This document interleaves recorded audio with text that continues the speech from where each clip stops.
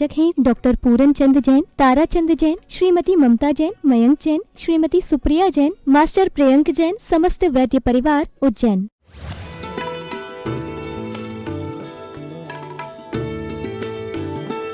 कहना कल्पना करना फिर भी ठीक है, पर अगर ऐसी ही भीतर की मान्यता है ना, तो ये आपका एकांत मिथ्यात है। सच्चे देव, सच्चे गुरु, सच्चे शास्त्र और सच्चे मात्र देव एक ही नहीं है, सच्चे गुरु भी एक नहीं है, सच्ची जिनवाणी भी एक नहीं है। उस सच वीतरागता को प्राप्त करने वाले, प्रत्येक पद को धारण करने वाले, वे सभी देव शास्त्र गुरु की श्रेणी में आने वाले हैं।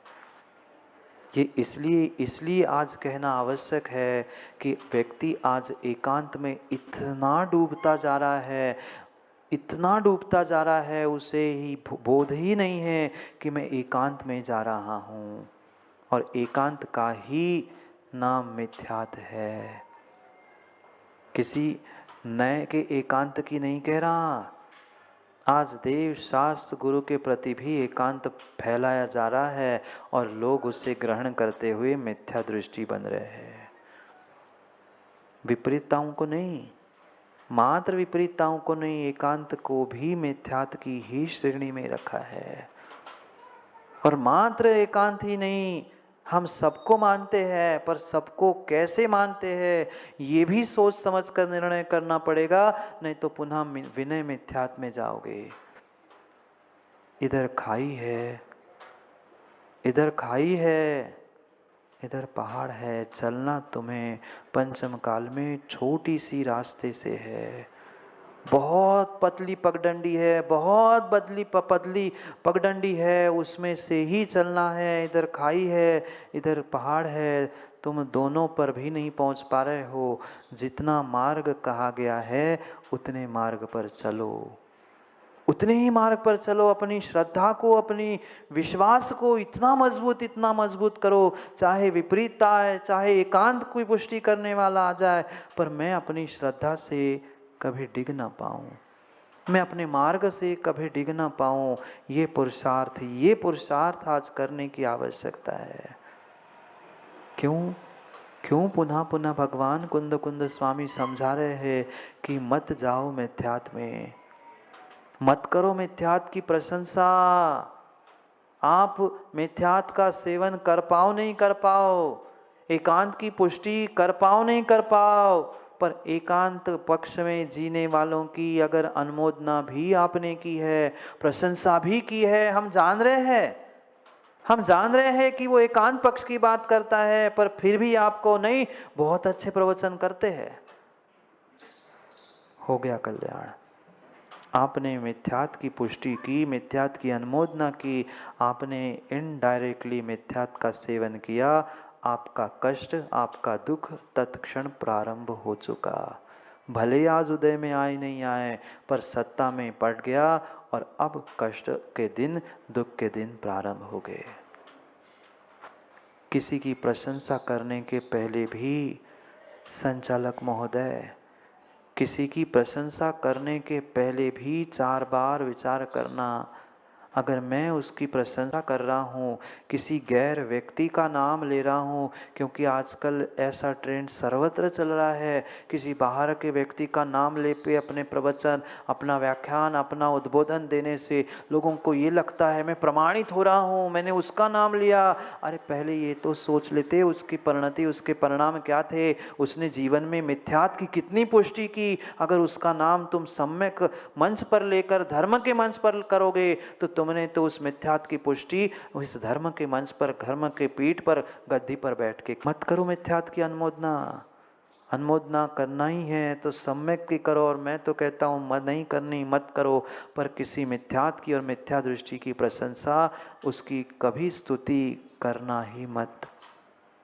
मैं कह रहा हूँ इसलिए नहीं, भगवान कुंद स्वामी यहाँ कह रहे हैं, आपने तो एक क्षण उसकी अनुमोदना की। अमुक चंद जी थे, उन्होंने देश के लिए ऐसा किया, उन्होंने ये कर दिया, आपने तो प्रशंसा की सुनील जी, पर वो मिथ्या दृष्टि अगर थे, क्योंकि हमें पता नहीं है, कौन कैसा है परिणति से समझ में आया तो कम से कम हम शांत रहे, पर अनावश्यक रूप से प्रशंसा करके अपना प्रेस्टीज, अपना नाम बढ़ाने के चक्कर में हम अपने सम्यक से हीन ना हो। 1 मिनट भी आपने प्रशंसा की, उसकी स्तुति की, अमुक व्यक्ति ऐसा था और पता चला वो कहीं मिथ्यात्व में जाकर माथा टेकता था, वह घोर मिथ्या दृष्टि था, आपका तो सम्यक छूट गया, आपका तो तत्क्षण सम्यक छूट गया। उसका तो जो होना था तो ठीक था, पर तेरा क्या होगा, तेरा क्या होगा, ये विचार करो। तो मालूम नहीं है तो पहले मालूम करो और फिर बोलने का प्रयास करो, और नहीं है मालूम तो हमारे तीर्थंकर, हमारे महान जो महापात्र हो चुके, सलाका पुरुष हो चुके, जो महापुरुष हो चुके, उनका व्याख्यान करो ना। क्या कमी है हमारे आगम में? और आगम की नहीं भी माननी है, वर्तमान में महाव्रती, वर्तमान में भी ऐसे ऐसे ज्ञानी तपस्वी, महाव्रती नहीं विद्वान भी है, करना है तो इनकी ही करो। नाम ही लेना है तो ऐसे लोगों के नाम लो, ऐसे लोगों की प्रशंसा करो जिससे मेरे सम्यक में वृद्धि हो। सम्यक में हानि होने वाली कोई क्रिया, कोई प्रशंसा, कोई व्याख्यान हमारे धर्म के अनुकूल है ही नहीं। मैं कुछ नहीं कह पाऊंगा, वो विषय आप समझदार है, इतने तो ज्ञानी आप जन्म से ही है। मेरे मुख से कहलाने का प्रयास मत करो, करना तो ठेकेदार जी आपको वही है। अभी आपको कहीं मंच पे बुलाया जाए ना, सबसे पहले आप ही पहुंचोगे। यहाँ बस सभा में पूछते हैं कि महाराज कुछ बोले, और फिर हम उपद्रव करें कटिंग डाल के। बहुत कुछ सिखाया गुरुजी ने, कहाँ क्या बोलना, यही सम्यक दृष्टि का विवेक होता है। कितना ही फंसाने का प्रयास करो, हम फंसाने वाले को निकालने वाले हैं, हम फंसने वाले नहीं है। तुम्हारी बात में भगवान कुंद स्वामी कह रहे हैं, ये विवेक तुम्हारा है कि किसकी प्रशंसा करना, किसको क्या कहना, किसको क्या नहीं कहना, क्या होता है, कौन क्या कर रहा है, मुझे उससे कोई प्रयोजन नहीं। मैं तो आगम की बात कह रहा हूं कि ये करना है, ये नहीं करना है, फिर आप जानो शैले भाई, और आपका काम जाने। मैं हर 2-4 दिन में कहता हूं, आप जानो, आपका काम जाने। मैं तो मात्र यहाँ जो लिखा है वो आप तक पहुंचाने का प्रयास कर रहा हूं। आपको अच्छा लगे सो मानो, और नहीं मानना है सो चले जाओ। आगे की नहीं कह रहा हूं कहाँ जाना है। सम्यक दृष्टि हो गए तो स्वाभाविक है ऊपर ही जाएंगे, और मिथ्या दृष्टि है तो दुर्गति के अलावा कुछ और नहीं मिलेगा, नहीं मिलेगा। भगवान पुनः दोष गाथाओं के माध्यम से हमें समझा रहे हैं कि सब विकल्प छोड़ दो, सब विकल्प छोड़ दो। ये जितने भी दुख, ये जितने भी कष्ट, जितनी भी विपरीतताएं आज दिख रही है, तुमने पिछली पर्याय में किया हुआ मिथ्यात्व का सेवन ही आज तुम्हें फलीभूत हो रहा है। बताया था ना, पिछली गाथाओं में बताया था, लूला, लंगड़ा, अंधा, काना, भिखारी, गरीब, नीच कुल में जन्मने वाला, मात्र मिथ्यात्व की पुष्टि करने वाला, धर्म में विघ्न करने वाला और निर्माल्य का सेवन करने वाला ही ऐसा फल भोगता है। पिछली गाथाओं में पढ़ा है हमने, याद है ना। इसलिए पुनः पुनः प्रेरणा देकर कह रहे ज्ञानी, मत डूबो मिथ्यात्व में। इस संसार में मिथ्या जैसा कष्टदायक शत्रु कोई दूसरा है नहीं। सामने वाला शत्रु तलवार भी लेकर खड़ा हो, उसे कह देना ठीक है, तू ज्यादा से ज्यादा गर्दन काट लेगा, मेरी एक ही पर्याय जाएगी, पर तेरे राग में, तेरे डर में, किसी के लोभ में अगर मैंने एक बार भी मिथ्यात्व की प्रशंसा की, मिथ्यात्व के सामने हाथ जोड़ा, व्यवहारिकता निभाने के लिए भी ठेकेदार अगर आपने ऐसा किया है ना, तो भी मिथ्यात्व का ही दोष लगेगा। जब एक मिथ्या दृष्टि को, मिथ्यात्व की पुष्टि करने में डर नहीं लगता है, तो हमें अपने आगम को कहने के लिए क्यों डरना है। हम तो आगम कहेंगे, जिसको जैसा अच्छा लगे वो वैसा सुने, स्वीकार करे, अन्यथा ना करे, पर किसी के राग में आगम और गाथाएं बदल नहीं सकती, नहीं बदल सकती, नहीं बदल सकती, नहीं बदल सकती। घनघोर मिथ्यात है किसी मिथ्या दृष्टि की भी प्रशंसा करना। जो स्वयं अपने मुंह से कह रहा है हमारे पास तो सम्यक है ही नहीं है, पर फिर भी हम दूसरों को ज्ञान दे रहे हैं, फिर ज्ञान कैसा हुआ? ज्ञान कैसा हुआ? मिथ्या दृष्टि का ज्ञान कैसे होता है? बोलो ना माँ, मौन है आज। मिथ्या दृष्टि का ज्ञान भी मिथ्या ज्ञान ही है। फिर उनका ज्ञान, उनका तत्व निर्णय और उनकी व्याख्या सुनकर हम अगर खुश हो रहे हैं कि बहुत अच्छा बहुत अच्छा, हमने मिथ्यात की ही अनुमोदना की, मिथ्यात की ही प्रशंसा की है। न राग में, न लोभ में, न द्वेष में, न वैर में, न डर में कभी सम्यक दृष्टि किसी के सामने झुकता ही नहीं। नहीं झुकता, नहीं झुकता। गाथाएं तो आपने रत्नकर्ण की कई बार पढ़ी और सुनाई भी होगी। मैं इसलिए गाथाओं में ना सुनाते हुए व्यथाओं तक पहुंचाने का प्रयास कर रहा हूं। न राग में, न स्नेह में, किसी में वह सम्यक दृष्टि मिथ्यात के सामने हाथ जोड़ता ही नहीं। प्राण चले जाना स्वीकार कर लेना युवाओं।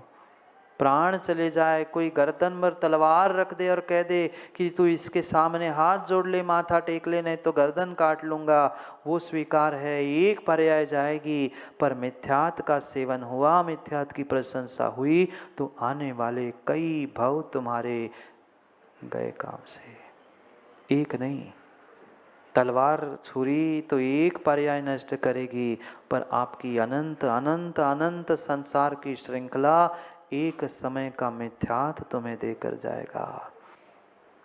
क्या पुराणों में कथाएं नहीं पढ़ी? जब तक श्रद्धा थी, जब तक अकाट श्रद्धा थी, स्वर्गों का देव भी तरसता रहा उसे मारने के लिए, पर चक्रवर्ती को मार नहीं पाया। जब तक श्रद्धा थी तब तक उसका बाल बांका नहीं कर पाया, और जैसी ही थोड़ी सी श्रद्धा अपने प्राणों के राग में आकर थोड़ी सी श्रद्धा डगमग हो गई, बचाने के लिए बहाना दे दिया, श्रद्धा टूट गई और प्राण छूट गए। नहीं आया समझ में? नहीं आया ब्रह्मदत्त चक्रवर्ती की कथा का ये दृष्टांत समझ में? आ तो सब जाता है महाराज जी, पर हम समझना चाहते कहाँ हैं? समझ जाते तो आपके प्रवचन क्यों सुनने आते, आपके साथ ना हो जाते? ब्रह्मदत्त चक्रवर्ती वो देव भी सोचता रहा कैसे इससे श्रद्धा से डिगा जाए। कितने कितने कितने ढोंग करते, कितने बहाने करके एकांत स्थान में ले गया, पढ़ा है ना? और जैसे ही वह तूफान से बचने के लिए कहा पानी में लिख लो, उस मूर्ख ने पानी में नमोकार लिख क्या दिया? बचा था क्या? इधर लिखो पानी में तो इधर मिट जाता है, इधर पानी में लिखने लग जाओ, आगे बढ़ो तो पीछे का मिट जाता है। बचा नहीं था उस पर लिखा हुआ कोई नमोकार, कुछ भी नहीं था, पर मात्र उस देव ने डरा के धमका के उसे ऐसा दृश्य दिखा दिया, तू मर जाएगा, तूफान आ गया है, पानी में नमोकार लिख और उस पे पैर रख दे, सब काम बन जाएगा। और कितना मूढ़, कितना मूर्ख, उसने पानी में नमोकार लिखा, पर पानी में लिखने पर, पानी पर लिखा नहीं जाने पर भी उसकी श्रद्धा छूट गई। वह श्रद्धा छूट गई और जैसे ही इधर वो श्रद्धा टूटी, देव ने अपना काम कर लिया। कहाँ गया? कहाँ गया चक्रवर्ती? सातवें स्वर्ग, सातवें नरक पहुंचा। आप कहाँ जाओगे? मैं आपसे पूछ रहा हूं, आप कहाँ जाओगे? महाराज हमने तो नमोकार की अवहेलना नहीं की, नमोकार मंत्र की तो अवहेलना नहीं की ज्ञानी, पर नमोकार मंत्र का जो अर्थ था, उस अर्थ की, उन पदों की एकांत पक्ष को धारण करते हुए कितने अवहेलना की। उसने तो पैर रखकर नमोकार की अवहेलना की थी, तुम तो देव शास्त्र गुरु को ना मानते हुए कितनी उनकी अवहेलना कर रहे हो। नहीं, हम तो एक ही के हैं, हम तो उन्हीं के हैं। ठेकेदार जी, आदिनाथ को मानने से अगर तुम्हारे भाव पारसनाथ और महावीर की अवहेलना करने के है ना, उनको नहीं मानने के है ना, तो आपने भी महामंत्र नमोकार की ही अवहेलना की है। लिख के नहीं की, पैर नहीं रखा, पर भावों से क्या किया? विचार करो, विचार करो, हमने भावों से क्या किया। इसलिए पांचों प्रकार के मिथ्यात, ये स्थूल मिथ्यात कह रहा हूं, सूक्ष्म मिथ्यात तो कहने लग जाऊं ना तो बिना रोए यहां से उठ नहीं सकते आप। इतनी बार घोर घोर मिथ्यात का सेवन किया। ये 5 विपरीत, एकांत, विनय, संशय, अज्ञान। बहुत सारे तो लोग इस बात में खुश होते, महाराज हम इसलिए सुनते नहीं है कि सुनेंगे तो वैसा करना पड़ेगा, ना हमें सुनना है ना हमें करना है। ये सबसे बड़ा मिथ्यात अज्ञान है। अरे जानोगे नहीं तो मानोगे कब, और मानोगे ही नहीं तो सुधरोगे कब?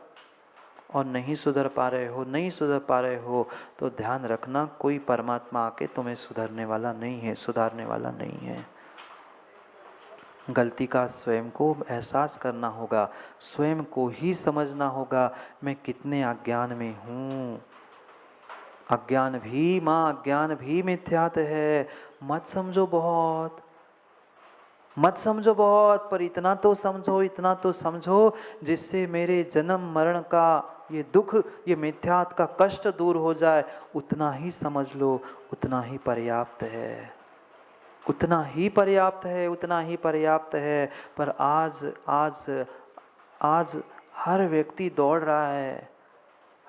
दौड़ रहा है, इसकी प्रशंसा उसकी प्रशंसा नहीं।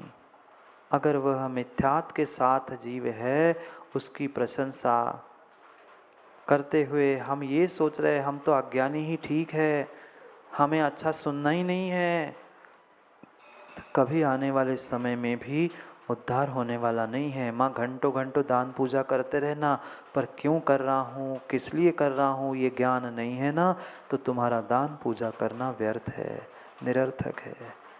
कल भी भगवान ने कहा था, सम्यक दर्शन के अभाव में तुम्हारी प्रत्येक क्रिया व्यर्थ निरर्थक है, कोई काम की नहीं। क्रियाओं को तो करना है, पर श्रद्धा के साथ करना है। उस श्रद्धा को अपने भीतर जागृत करने का प्रयास करो। 2 श्लोक, 2 गाथाओं को आज पढ़ना है। कितना ही दूसरों से कहते रहना कि इसके कारण दुख, इसके कारण कष्ट हुआ, ज्ञानी कोई दुख कोई कष्ट नहीं दे रहा। मेरा अनंत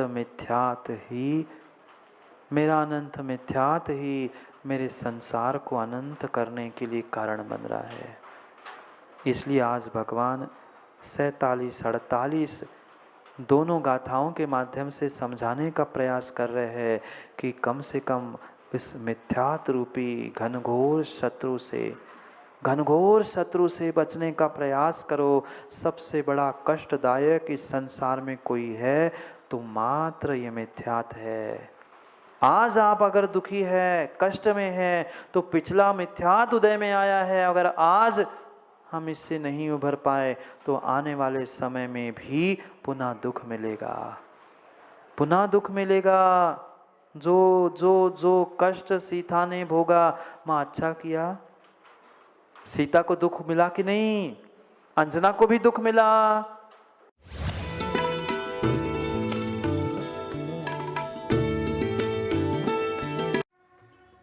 इस कार्यक्रम के पुण्यार्चक थे डॉक्टर पूरन चंद जैन, तारा चंद जैन, श्रीमती ममता जैन, मयंक जैन, श्रीमती सुप्रिया जैन, मास्टर प्रियंक जैन, समस्त वैद्य परिवार, उज्जैन।